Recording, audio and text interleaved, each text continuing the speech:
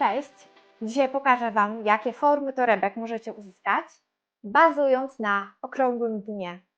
Na pierwszy rzut weźmiemy torebkę z okrągłym dnem o średnicy 20 cm i dno będziemy układać w proste padle do naszej maszyny.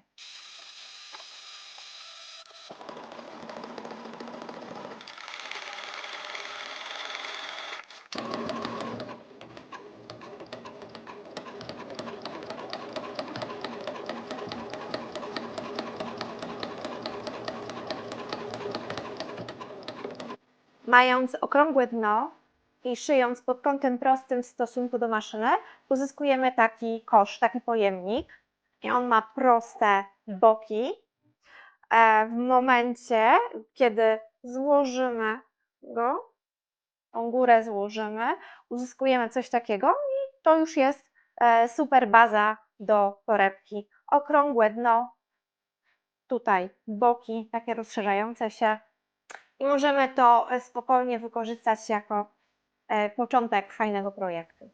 Teraz zabierzemy się za torebki, których dna będą układane pod kątem 45 i 60 stopni w stosunku do blatu maszyny.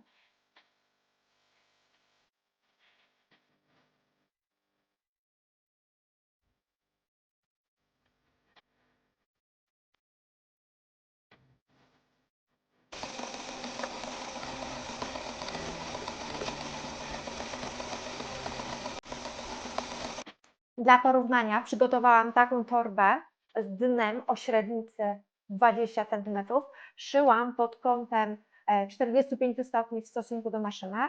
No jak widzimy, jest to dosyć duża forma i na taką typową torbę może być za duża. Po złożeniu wygląda w ten sposób. No, możemy to wykorzystać jako na przykład kosz na kwiaty.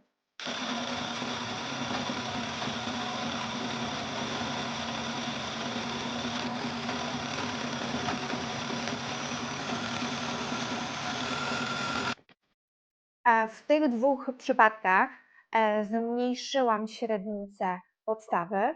Tutaj jest koło 12 cm, 11-12, tutaj bliżej 13 średnica. Tutaj, tak jak w poprzednim wypadku, mamy kąt 45 stopni w stosunku do maszyny. No i widzimy, że ten trapez też jest dosyć szeroki, ale dzięki zmniejszeniu dna jest bardziej przydatny do utworzenia torby, już nawet jak ją złożymy tak, to prezentuje się całkiem fajnie. Można dać jakieś zapięcie, uszy i już jest naprawdę super. W tym przypadku dno wykonałam w średnicy 13 cm. Szyłam pod kątem 60 stopni w stosunku 60-70 w stosunku do blatu maszyny. I jak widzimy, gabarytowo wyszło mniejsze niż w tym przypadku. Po złożeniu wygląda to w ten sposób. Taka torebeczka. Dno też jest mniejsze, więc to taka torba kubełkowa bardziej.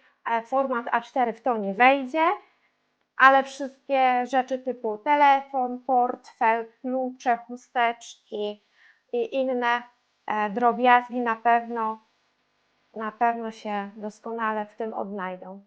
Dziękuję, że byliście dzisiaj ze mną i mam nadzieję, że takie zestawienie Wam się podobało, że rozwiało niektóre wątpliwości związane z szyciem sznurka.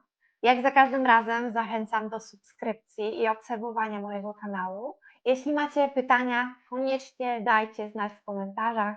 Jeżeli chcielibyście mi coś przekazać, też zachęcam do kontaktu. Trzymajcie się i pozdrawiam. Do usłyszenia następnym razem.